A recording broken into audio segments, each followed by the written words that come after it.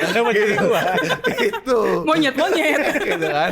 Iya, Jadi kelabakan juga mereka dan Betul. ini salah satu faktor yang di Jogja yang menyebabkan gagal panen dan Ya. informasi dari teman-teman di Jogja yang meliput ini dia cerita bahwa petani itu orang-orang menanam dia cerita bahwa sekarang mereka mulai pasang semacam alat tangkap ya jerat Jerat, apa, ya. monyet Jaring, ekor, jaring. ya jaring monyet ekor panjang ini sehingga Lihatnya bisa kesini mulu.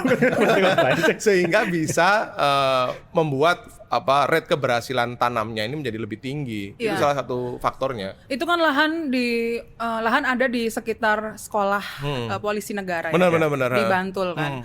Dan sebetulnya lahan itu tidak diperuntukkan untuk tanam jagung sebelumnya, Iya. tapi masyarakat itu menanam untuk singkong gitu, dan untuk tanaman-tanaman seperti kacang gitu. Nah kemudian polisi nanam jagung dan jagung itu kita konfirmasi juga ya ke beberapa orang yang tahu ya soal perjagungan gitu, bahwa jagung itu salah satu yang digemari oleh monyet. Gitu ya.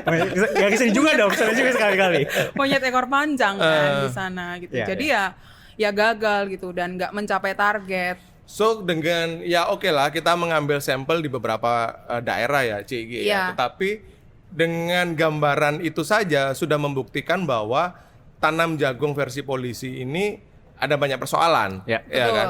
Lalu pertanyaan kemudian berikutnya, benarkah mereka bisa membukukan angka sebagaimana target berjuta-juta ton itu tadi gitu? Sebenarnya ada caranya sendiri. Iya. Jadi awalnya memang instruksinya dari Mabes Polri itu kan adalah polisi menanam jagung ya. Kemudian hasil tanam mereka kemudian di-pool di gudang-gudang Iya.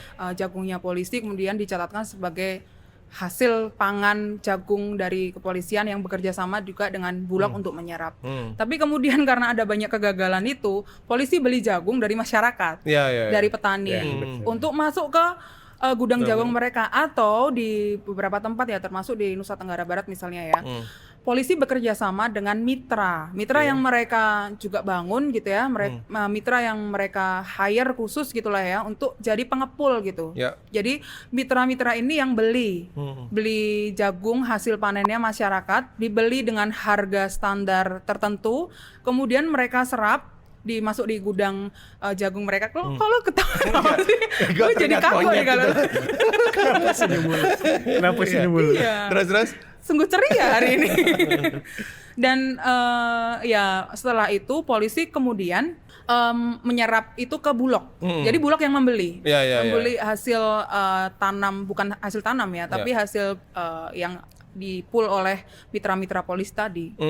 Dan gue sama Cica ini Gi, kemarin juga sempat bertemu dengan narasumber ya. Dia ini adalah perwira tinggi di kepolisian dan bercerita. Kita tanya itu, Bang, ini bener nggak sih performa kepolisian dalam menanam jagung ini seperti ini gitu kan? Karena tinggi banget gitu kan pencatatan dan lain sebagainya. Dia bilang, udahlah, gue nggak perlu banyak cerita. Dia bilang, gue akan hubungin salah satu perwira juga ya Ci ya di daerah yang menangani jagung ini gitu. Dan dari percakapan itu perwira tinggi kepolisian ini bercerita bahwa untuk daerah-daerah yang memang notabene adalah penghasil atau produsen jagung, target berapapun itu bisa mereka penuhi.